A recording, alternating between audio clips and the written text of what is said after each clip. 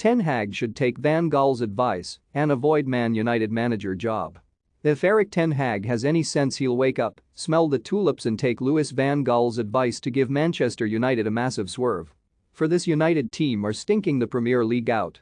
Their reputation wreckers not content with tarnishing their own careers, and they'll take down any new boss who walks through the door at Old Trafford. Ralf Rangnick is viewed as a coaching guru by top managers like Pep Guardiola and Jurgen Klopp. But in just 4 months, United's dysfunctional rabble have damaged his credibility. Everton are struggling for their lives. But in this crackling clash at Goodison Park, they at least looked a team with a plan despite the huge anxiety on the blue half of Merseyside. They showed bravery, character, and commitment, all the attributes this United side lacks. And they stood up to be counted in a game they couldn't afford to lose for under pressure boss Frank Lampard, running a staggering 10 kilometers more than lazy United. With their season imploding, United stars look as if they'd opt to be in an endless security queue at chaotic Manchester Airport heading for the beach rather than on a football pitch. They've gone mentally, and offering the uncertainty over their new manager as an excuse won't wash. They should be playing for club and professional pride, especially with a Champions League place an outside chance. Instead, they're in free fall with the gap between them and the top teams now a disgraceful badge of dishonor. Super Sunday gives us Manchester City and Liverpool. But this was more shoddy Saturday from the poor relations of two clubs living in the shadow of Pep Guardiola and Jurgen Klopp. Should Erik ten Hag accept the Manchester United job? Let us know in the comments below. At least Everton showed fight while United, with all their resources, big-name poseurs and expectation, delivered yet another pathetic display that besmirched their proud history and tradition. And no one mirrors United's fall from grace more dramatically than Marcus Rashford.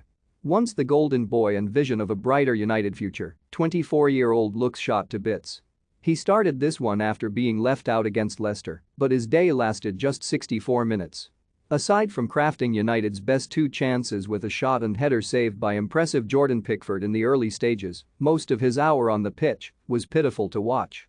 United's breakdown has sucked the life from him, but he shouldn't carry the can alone for yet another shocker.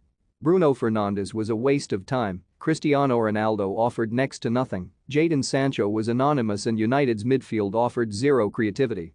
Paul Pogba, weeks away from leaving Old Trafford after an expensive failed second spell, came on for injured midfielder Fred in the first half, with United already trailing. Everton's 27th-minute goal, an Anthony Gordon shot deflected off Harry Maguire, came against the run of play and was a stroke of fortune for Lampard, who'd seen his side lose at Burnley in midweek.